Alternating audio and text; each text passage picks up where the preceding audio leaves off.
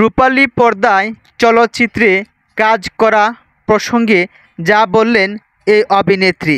অনেক ভক্তরাই চান এই তরুণ এবং জনপ্রিয় অভিনেত্রী তিনি যেন সিনেমার জগতে অর্থাৎ চলচ্চিত্রে পা রাখেন।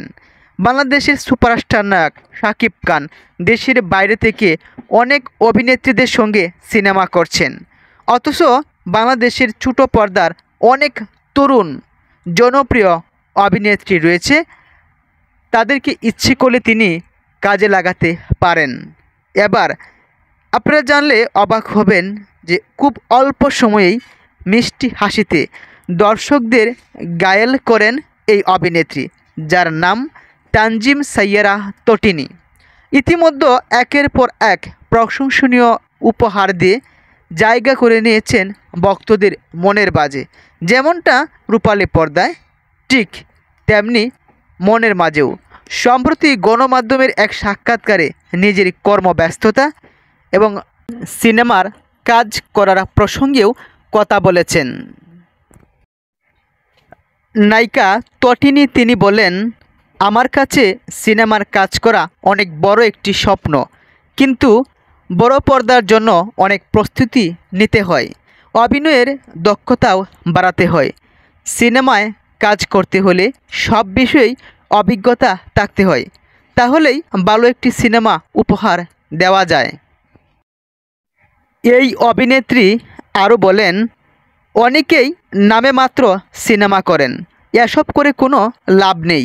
সিনেমার জন্য অনেক প্রস্তাব পাই, তবে সবগুলোই নিষেধ করে দিয়েছি, কারণ আমার ইচ্ছা ভালোভাবে প্রস্তুতি নেই সিনেমা তৈরি করব। অর্থাৎ দর্শক যে সিনেমা দেখে প্রথমবারেই মুগ্ধ হবে, তিনি এমন একটি সিনেমা উপহার দিতে চান, এমনকি তেমনভাবেও নিজেকে তিনি প্রস্তুত করছেন।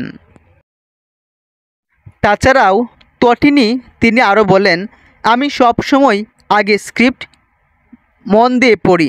নাটকের স্ক্রিপ্ট পড়লে সব কিছুই বোঝা যায়।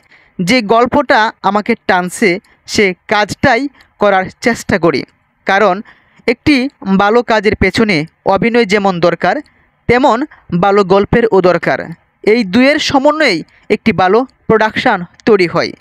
এই নায়িকা এমন কিছু উপহার দিয়েছেন যে নাটকগুলো মুহূর্তের মধ্যেই দর্শকরা অনেক আনন্দিত হয়। তবে একটি কথা না বললে না হয়, অল্প সময়ের ক্যারিয়ারে আলোচনার শীর্ষে থাকায় নিজেকে ভাগ্যবতী মনে করেন এই নায়িকা। অভিনেত্রী বলেন, আমি অনেক ভাগ্যবতী, এই যে অল্প সময়েই আমার অবস্থান তৈরি করে নিতে পেরেছি, এ নিয়ে আমি ভীষণ সন্তুষ্ট। সৃষ্টিকর্তার কাছে অসীম কৃতজ্ঞতা, পরিবারের প্রতিও কৃতজ্ঞতা, আর আমার এই অবস্থানের পেছনে দর্শকদের অনেক ভূমিকা রয়েছে। তিনি আরও বলেন, দর্শক যদি আমার কাজ না দেখতেন বা আমাকে পছন্দ না করতেন, তাহলে আমি এত দূর আসতে পারতাম না। অর্থাৎ এই অভিনেত্রী নাটকে যেমন দর্শকদের সুন্দর সুন্দর নাটক উপহার দিয়েছেন, সিনেমাও এমন দিতে চান।